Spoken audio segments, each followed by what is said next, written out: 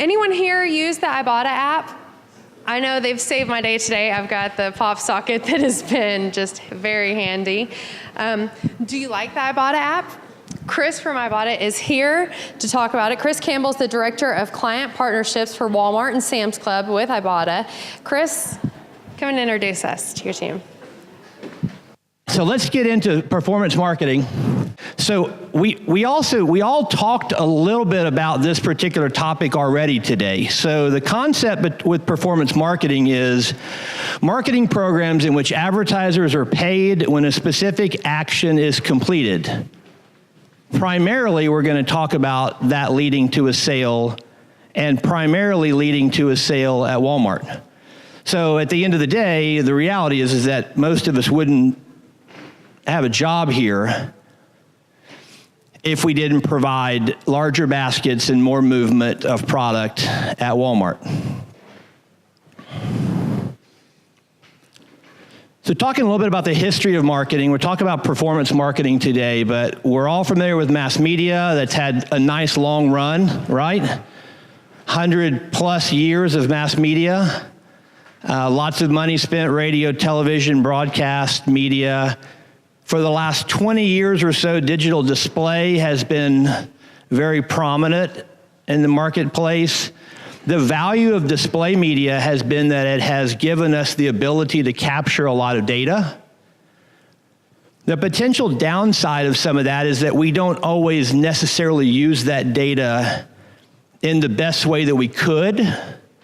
So we have these buckets and buckets and buckets of shopper data.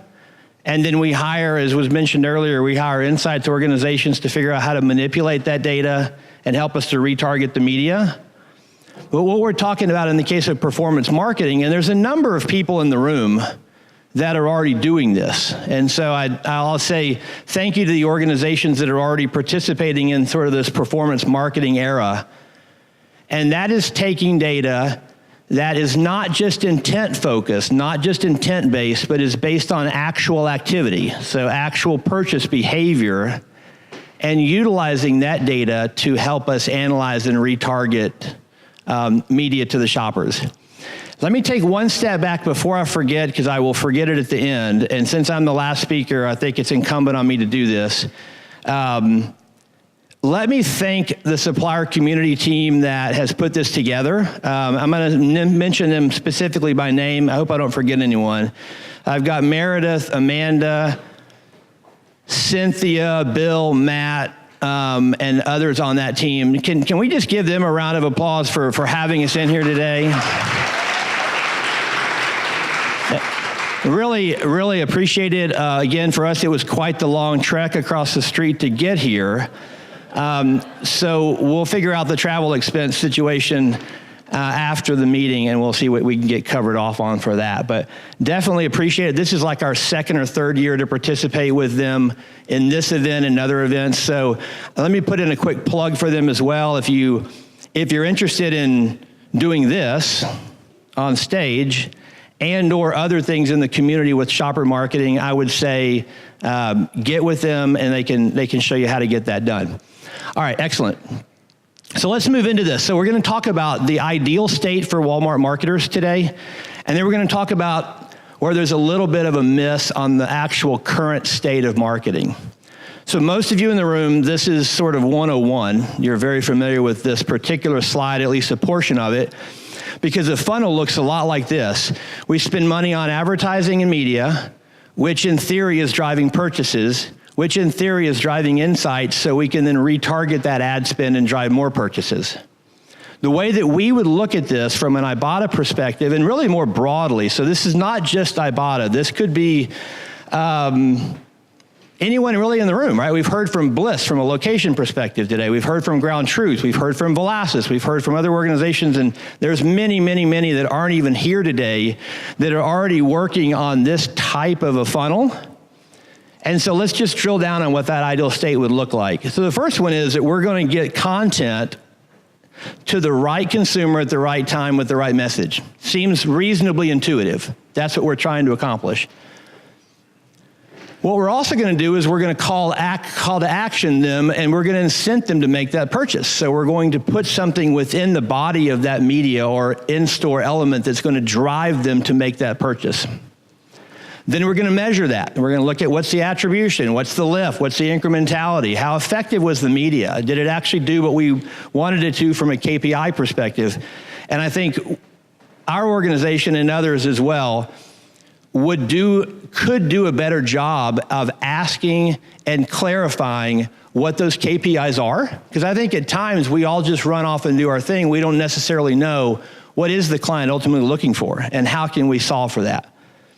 The fourth piece of the ideal state is that we take those measured results and we optimize the media to improve, drive ROI, drive up our return on ad spend, and further meet objectives on future campaigns. So this is the ideal state. I would venture to say that this happens not all the time, right? So there are some misses in this particular state. What we've seen from an Ibotta perspective is that there tends to be a pretty substantial gap when you look at the area of purchase intent. So we see a lot of media, and again, I would say that we have partners in the room that do a great job of this, and the majority of our clients do as well. But if you could take one thing away from the content that I'm sharing today, it would be that when you analyze your media and you look at what you're doing with that media and how you're messaging the consumer, that you ensure that you look at it from the perspective of driving them specifically to a product with an incentive. Now, that could be us. I mean, that could be Shopkick, that could be Checkout 51, that could be Quotient, that could be any number of organizations that provide that type of incentive. And so, pick your poison, so to speak, on that. But the reality is that we need to make sure we're driving conversion, and that's just an area that's missing. And the reason we think it's missing is because we see a number of studies like this one from Nielsen that shows that that's exactly what the shoppers want. I don't know, I might be the only one in the room that thinks this, but I don't necessarily get up in the morning and think, if I could just get a few more ads on my mobile phone, I would just be in heaven. Or if I could just be on Facebook and get interrupted with XYZ, it would just really make my day complete. What I do get up and do, and others obviously from this study are doing, is that I want to be rewarded for trying something new. If you have a product and you want me to treasure hunt that item, or you want me to purchase a trial item, or you want me to purchase one of your innovation items or a line extension, I need for you to help me understand not only the messaging, which again, a lot of you guys are doing a great job of already showing me the messaging there, but I want you to provide me some incentive to get there. Does that make sense? Is that pretty intuitive? That's not anything magical, right? I'm assuming that's probably not magical. But I think we do sometimes forget that. And again, I think this is the world. This is honestly the world that we live in. We live towards the bottom of that funnel. I'd like to say we didn't. I'd like to say we covered a broader range of the funnel, but really, Ibotta is an organization that covers primarily the conversion side of the equation. And so we partner, as I mentioned before, we partner with essentially everyone in this room, whether they're a client or another tactical support, to be able to do exactly this. We've now given over $500 million away to users. That's a pretty shocking number. So Ibotta's been around since 2012. Tim and Kyle and I are only 3 of 400 or 500 that are doing exactly this. And this is not just us, and this is not just about Ibotta.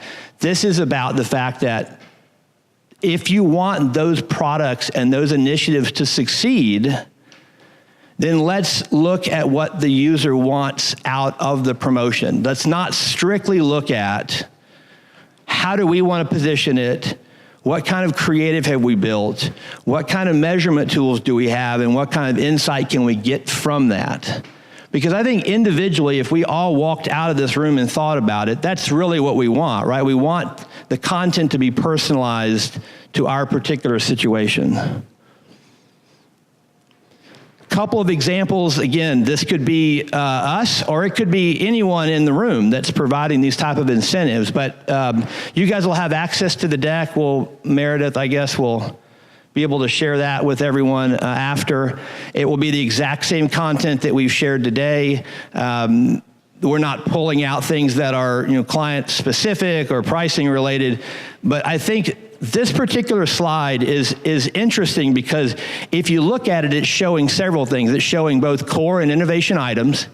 It's showing everything from a Fortune 10 to Fortune 100 to a CPG startup. So you're talking about covering a broad range of products, a broad range of clients, and it's really about powering the media. Because if I'm going to spend 100 or 150 grand on a larger media campaign, I want to make sure that campaign actually works.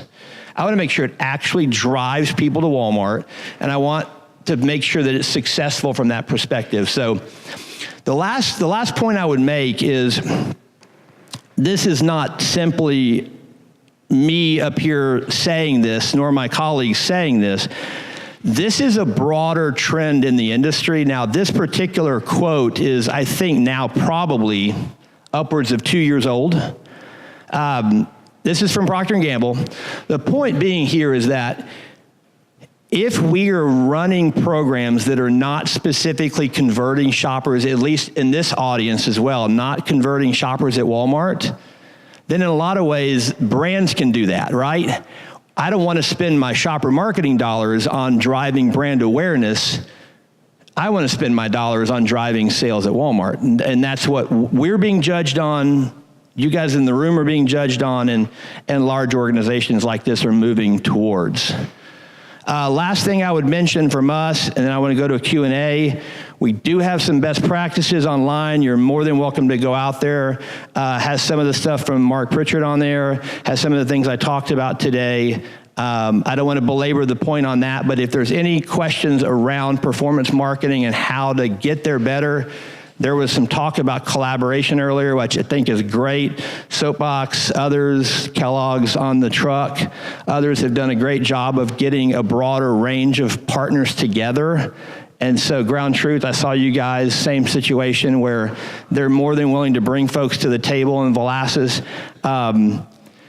That feels to me like that's the way that we need to be operating, instead of saying, hey, this is my money, or that's your money, or you're not getting any of my money, or whatever the case is. Take the budget conversation out of it. Literally take the budget conversation completely out and just say, here's the situation. We have XYZ client. This is their objective. Help us get to that by putting all of the different partners together, and I think we'll accomplish a lot more. Any questions you guys have?